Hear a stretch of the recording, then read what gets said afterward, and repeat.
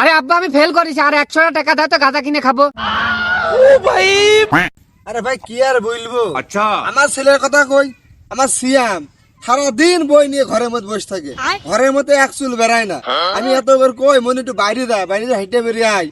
ও কয় যে না বাবা আমি খালি পড়বো, পরীক্ষার রেজাল্ট ফার্স্ট হইতে হবে, না তো হবে না। হয় সিয়াম খুবই ভালো ছেলে, আর আমার যে একটা আছে গাধার বাচ্চা। তা তো হবে, ছেলেটাকে দেখতে হবে না, আমার ছেলে বেড়ে প্লাস পাবে না। তা ভাবছি জোরাদার বাজারে কার দোকানে মিষ্টির বাইনা দেবো, রাশেদুল ভাই দোকানে দিয়ে আসবো না সে দিলীপের দোকানে দিয়ে আসবো, এইটাই তো মাথায় খেলছে না আমার।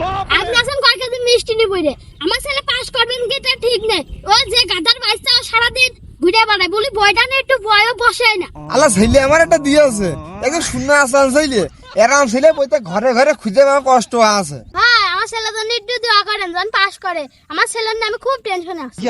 আব্বা ও আব্বা, ও দেখো আমার ছেলে কত কত এসে হাজির, এমনই তোর বেলা রেজাল্ট আছে, কি খবর কত যখন। আব্বা তুমি রেজাল্টের কথা বাদ দাও তো, তোমার সাথে একটা ইম্পর্টেন্ট কথা আছে। আরে পাগল ছেলে, আগে রেজাল্টের কথা ক, তোর চাষার কাছে তোর রেজাল্টের কথা করতেছিলাম। হয় বাপ, তুমি পাস করলে তোমার বাপ কয় কেজি মিষ্টি কিনবে সেই কথাই আমার কাছে করছিল। বাপ তুমি আগে রেজাল্টের কথাই কও তো, আমি জানি তুমি এটা গোল্ডেন এভিলাস পাবা, শিগগির কও। আব্বা তুমি কাহিনীটাই বুঝলেন, এখানে আমি কি করতে আইছি। আমার এত কিছু বুঝার দরকার নেই, আগে রেজাল্টের কথা কও। আরে আব্বা আমি ফেল করেছি, আর 100 টাকা দাও তো গাঁজা কিনে খাবো। আমাদের বাচ্চা কত জানি